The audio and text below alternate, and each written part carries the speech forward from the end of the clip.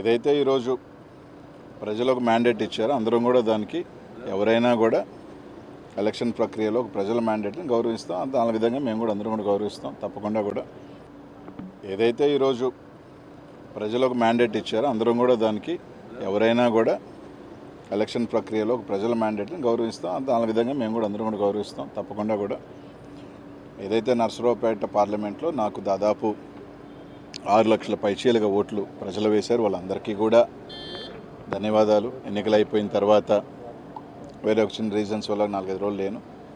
వాళ్ళందరికీ కూడా ధన్యవాదాలు. తప్పకుండా వైఎస్ఆర్సీపీ కార్యకర్తలు నాయకులకి తొందరలో కూడా అందుబాటులో ఉంటాం. అదేవిధంగా పార్లమెంట్లో ఒక 40,000 ఓట్లు నేను ఆ ప్రాంతానికి కొత్త అయినా కూడా దాదాపు నాకు ఎక్కువ రావటం జరిగింది. సో వాళ్ళందరికీ కూడా ధన్యవాదాలు. ఈరోజు ఎన్నికలు అయిపోయిన తర్వాత కొన్ని ప్రాంతాలలో ముఖ్యంగా పల్నాడులో కూడా మా సామాజిక వర్గానికి సంబంధించి నేనే వస్తే నాకు ఓట్లు వేశారని కొన్ని ఊర్లలో కూడా దాడులు జరిగాయి. కొన్ని ఊర్లలో భయభ్రాంతులు కూడా కొన్ని జరగడం జరిగింది. వినుకొండ కానీ సత్తెనపల్లి కానీ. అలాగే ఒక సోదరుడు ఆత్మహత్య కూడా చేసుకున్నాడు, ఒక ఉప సర్పంచ్ సత్తెనపల్లి. తప్పకుండా వాళ్ళందరినీ కూడా కలుస్తాం, వాళ్ళకి భరోసా ఇచ్చే కార్యక్రమం చేస్తాం. ఈరోజు వాళ్ళకి ప్రజలు మ్యాండేట్ ఇచ్చారు. తప్పకుండా వాళ్ళు చేసిన హామీలన్నీ కూడా మంచి చేయాలని మనస్ఫూర్తిగా, ప్రజలకి మంచి చేయాలని మనస్ఫూర్తిగా కూడా కోరుకుంటాం. వాళ్ళకి అన్ని రకాలుగా కూడా ఏదైతే వాళ్ళ కూటమికి ఇచ్చిన మ్యాండేటు, ప్రజలకు ఇచ్చిన హామీలు అన్నీ కూడా నెరవేర్చాలని కోరుకుంటాం. తప్పకుండా కూడా ప్రజాక్షేత్రంలో వాస్తవమే ప్రజలు మాకు పెద్ద ఎత్తున ఒక భారీ మ్యాండేట్ ఇచ్చారు. మా తప్పొప్పులు ఏదన్నా ఉన్నా కూడా తప్పకుండా సరిదిద్దుకుంటాం. ప్రజలకి నిరంతరం మళ్ళీ అందుబాటులో ఉండే కార్యక్రమాలు తొందరలో కూడా మళ్ళీ వాళ్ళకి కూడా కొంత అవకాశం ఇస్తాం. న్యూ గవర్నమెంట్ కాబట్టి తప్పకుండా కూడా తప్పులు చేస్తే ప్రజల పక్షాన్ని నిలబెడతాం, మా కార్యకర్తల పక్షాన్ని నిలబెడతాం. ఈ రోజు కూడా జగన్మోహన్ రెడ్డి గారు ఒంటరిగా పోటీ చేసినా కూడా 40% ఓట్ షేరు ఈరోజు జగన్మోహన్ రెడ్డి గారు సాధించుకోగలిగారు. సీట్లు రాకపోయినప్పుడు కూడా దాదాపు 40% ఓట్ షేర్తో ఈరోజు జగన్మోహన్ రెడ్డి గారు ఉన్నారు. మళ్ళీ బౌన్స్ బ్యాక్ అవుతాం, ప్రజల పక్షాన్ని నిలబడతామని చెప్పి తెలియజేస్తూ ఉన్నాం. కొంతమంది అనిల్ అజ్ఞాతంలోకి వెళ్ళిపోయాడు. ఎన్నికలైంది 4వ తారీఖున 6-7 రోజులు అయింది. దీని లోపలికి అడిగి పారిపోతాం. నాకేమీ దాదాపు 2009 నుంచి 2019 దాకా దాదాపు ప్రతిపక్షమే. కేవలం 5 సంవత్సరాలే అధికారం. దాంట్లో కూడా చిట్ట చివరి 2 సంవత్సరాలు ఒక రకంగా స్థానికంగా నాకు అనేక ఇబ్బందులే పడ్డా. దానివల్ల దాదాపు 15 సంవత్సరాలు నా రాజకీయ జీవితంలో 10 సంవత్సరాలు, ఇంకొక 5 సంవత్సరాలు ఉంటాం. దానివల్ల ఏదో ఇబ్బంది పడిపోయేది. తప్పకుండా ఏ దానికైనా కూడా ఏం చేసినా కూడా సిద్ధంగా కూడా ఉంటాం. రాజకీయాల్లోకి వచ్చిన తర్వాత ఏ నిర్ణయం తీసుకున్నా ఏ దానికి చేసినా కూడా కట్టుబడి ఉంటేనే కదా రాజకీయాల్లోకి వస్తాం. నిజమే, మా వల్ల పొరపాట్లు లేకపోతే మేము అధికారంలో ఉన్నప్పుడు కొన్ని మా రకరకాల వల్ల మేము ఓటమి చెందొచ్చు. తప్పు ఓటమి చెందినంత మాత్రాన దాన్ని సరిదిద్దుకొని మళ్ళీ వెళ్తాం. మాలో లోపాలేంటి? కొంతమంది చెప్తా ఉన్నారు మంత్రుల వల్ల నోటు దూల వల్ల ఓడిపోయారు, మంత్రులు దీనివల్ల ఓడిపోయారని. రైట్, నిజంగా మా పొరపాట్లు ఉంటే ఎవరైనా కానీ తప్పకుండా మా తరపు నుంచి సరి చేసుకోవాలంటే సరి చేసుకుంటాం. ప్రజలు మేము అలా ఉన్నాం కాబట్టి మాకు ఈ మ్యాండేట్ ఇచ్చారు మా అందరికీ అనుకుంటే తప్పకుండా దానికి సంబంధించి సరిదిద్దుకొని ఇంకా మెరుగ్గా వెళ్తాం. ఒక అపజయం కానీ వస్తే ఆ అపజయంలో నుంచి మనం సరిదిద్దుకొని దీంట్లో ఓహో ఇది పొరపాటు జరిగింది అని చెప్పుకొని గెలుపు దిశగా దాన్ని ముందు తీసుకువెళ్ళే ఆలోచనలో వెళ్తాం తప్ప ఓడిపోయాము కాబట్టి కృంగిపోయి మూల కూర్చునే పరిస్థితి అయితే ఉండదు. తప్పకుండా నా రాజకీయంలో నాకేం ఓటమేం కొత్త కాదు. 29 సంవత్సరాల్లోనే ఓటమిని చూసినా ఎదుర్కొన్నా. భగవంతుడి దయ వల్ల కొంతమంది కోరుకున్నట్టు ఒక చిన్న స్థాయి వ్యక్తిని ఎవరు అండదండలు లేకపోయినా ఈ రాష్ట్రంలో చిన్న వయసులోనే 2 సార్లు ఎమ్మెల్యే అయినా ఉండి మంత్రి అయినా ఉండి, అది జగన్మోహన్ రెడ్డి గారి ఆశీస్సుల వల్ల, మా నెల్లూరు ప్రజల ఆశీస్సుల వల్ల. ఆయనతో వెంట ఉంటాం. ఆయనకు మంచి ఉన్నప్పుడు బాగున్నాం, ఆయన బాగా కష్టంలో ఉన్న ఆయన ప్రతిభ ఉన్నాం.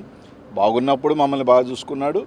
ఈరోజు ఆయన మళ్ళీ కూడా ఆయనతోనే ఉంటాం, ఆయనతోనే నడుస్తాం, కడదాకా కూడా ఆయనతో ప్రయాణం చేస్తాం. ఆయన కష్టాల్లో ఉంటాం, అన్నింటిలో ఉంటాం. మేము ప్రజల పక్షాన ఉంటాం. వాళ్ళు కానీ ఏదైతే హామీలు ఇచ్చారో లేకపోతే ఖచ్చితంగా నిలదీసే కార్యక్రమం కూడా చేస్తాం. కానీ దాంట్లో మాలో లోపాలని సరిదిద్దుకుంటాం.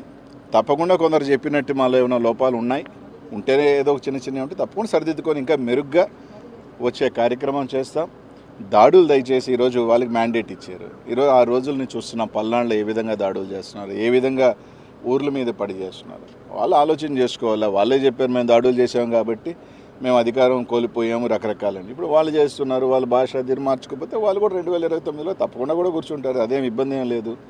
మా భాషలు బాగాలేను అన్నప్పుడు మమ్మల్ని అన్నప్పుడు వాళ్ళు ఈరోజు మాట్లాడే భాషలు కూడా తప్పకుండా ఉంటాయి.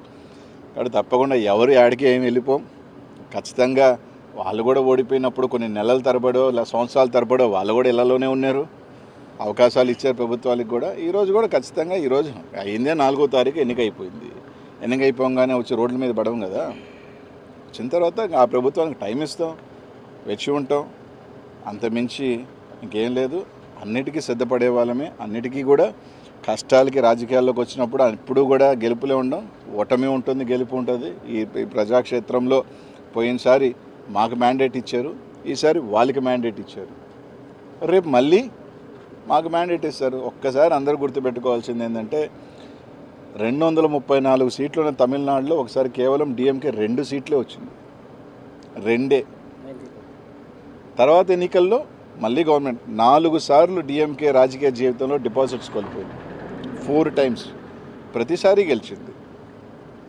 కాబట్టి 2019లో మేము గెలిచినప్పుడు తెలుగుదేశం పని అయిపోయింది అన్నారు, ఇప్పుడు మా పని అయిపోయింది అది అంటున్నారు. సరే 2029కి ఏ విధంగా బౌన్స్ బ్యాక్ అవ్వాలి, ఏ విధంగా ప్రజలకు అండ ఉండాలి అంతా కూడా రచిస్తారు. ముఖ్యమంత్రి మా జగనన్న తప్పకుండా బౌన్స్ బ్యాక్ అవుతాం, తప్పకుండా వస్తామని చెప్పి తెలియజేస్తాం.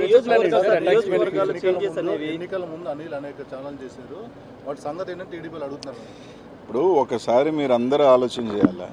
నేను ఛాలెంజ్ విసిరాను కానీ ఛాలెంజ్ ఎవరు తీసుకోవాలి. ఎలా ఉంటారంటే నేను ఛాలెంజ్ విసిరినమాట వాస్తవమే. నేను ఛాలెంజ్ విసిరినప్పుడు అవతల ఛాలెంజ్ తీసుకొని రైట్ మేము కట్టుబడి ఉన్నాం ఈ ఛాలెంజ్కి అని చెప్పుకుని ఉంటే బాగుండేది. ఎన్నికలు అయిపోయిన తర్వాత అప్పుడు ఛాలెంజ్ చేసేవి కదా అంటే అలా కాదు కదా. నేను ఒక సవాల్ విసిరినప్పుడు ఆ సవాల్ స్వీకరించేవాడు కూడా స్వీకరించుకొని చేస్తుంటే బాగుండేది. రైట్. ఏదో సామెత ఒకటి ఉంది, హనుమాన్ జంక్షన్లో నాకు బాగా నచ్చిన డైలాగు, గెలిచినోడు చెప్తాడు ఓడినోడు వినాలని. ఈరోజు వాళ్ళు చెప్తున్నారు, మేము వింటాం, పర్వాలేదు. ఈరోజు వాళ్ళు ఏదైనా చెప్తున్నారు, రైట్, వాళ్ళు ట్రోల్ చేసుకుంటున్నారు, చేసుకునే అబ్బాయి ఇబ్బంది ఏం లేదు. ట్రోల్ చేసుకునే స్థాయిలో మేము ఉన్నామంటే మేము ఎదిగినట్టే. We are in public. Good publicity or bad publicity is a publicity. నియోజకవర్గాల మార్పులు ఓటమిలో ఎంతవరకు ఫ్యాక్టర్కి పనిచేయండి? ఏమీ ఇప్పుడు పల్నాడులో నాకు 40,000 ఓట్లు ఎమ్మెల్యేల కన్నా ఎక్కువ వచ్చినాయి కదా. అంటే మీ కొరకే కాదు, ఓవరాల్ చెప్తున్నా. కాబట్టి అదేం పెద్ద నేను కోరుకోను. ఎందుకంటే ఇంత పెద్ద ఎలక్షన్ దీంట్లో కొన్ని దగ్గరలా చూసుకున్నప్పుడు రకరకాల అనుమానాలు ఉన్నాయి, రకరకాలు ఉన్నాయి. కాబట్టి అదేం పెద్ద ఫ్యాక్టర్ నేను అనుకోను. వేరియస్ రీజన్స్ అన్వేషిస్తూ ఉన్నారు.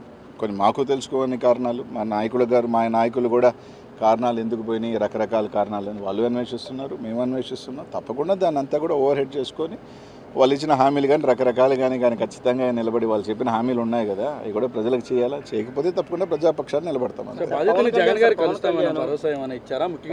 తప్పకుండా ప్రతి ఒక్క కార్యకర్త కూడా జగన్మోహన్ రెడ్డి గారు అండగా ఉంటారు, మేము అందరం కూడా అండగా ఉంటాం. తొందరలోనే దానికి సంబంధించింది కూడా ఇది చేస్తాం. తప్పకుండానే అందరం కూడా ఎప్పుడు కూడా ఏ గవర్నమెంట్కైనా కూడా కొంత టైం అనేది ఇస్తారు. ఎవరైనా కూడా ఒక 6 months 1 year దేనికైనా కూడా స్టార్టింగ్ పీరియడ్ ఉంటుంది. వేచి ఉంటాం. తప్పకుండా వాచ్ చేస్తాం, చూస్తాం. మంచి చేస్తే తప్పకుండా మంచి చేయాలని కోరుకుంటాం. పవన్ కళ్యాణ్ అసెంబ్లీకి గేట్ కూడా తాకనివ్వని నేను అనలేదే. అసెంబ్లీకి పంపించిన అసెంబ్లీకి వెళ్ళడం చెప్పారు. నేను అనలేదే. జనసేన కార్యకర్తలు పెద్ద ఎత్తున మీ మీద ట్రోల్ చేస్తున్నారు. నేను అనలేదే. మంత్రిగా ప్రమాణ స్వీకారం చేసి తప్పకుండా నేను చెప్పేది ఏంటంటే పవన్ కళ్యాణ్ గేట్ దాటలేదు. ఫస్ట్ ఆఫ్ ఆల్ నేను అనలేదు. ఫస్ట్ ఆఫ్ ఆల్ అది నేను అనలేదు, పక్కన పెట్టుకోండి. రైట్. ఇదే పవన్ కళ్యాణ్ గారు గతంలో ఓడిపోయారు, ఇప్పుడు గెలిచారు, అంతే. దాంట్లో ఏముంది. రేపు అనేది మళ్ళీ ఉంటుంది కదా రాజకీయాల్లో. It is a cycle. Congress party 10 years ఉంది, 15 years లేదు. చంద్రబాబు నాయుడు గారు కూడా 4 సార్లు ఓడిపోయారు. For more videos like this, subscribe Big TV channel.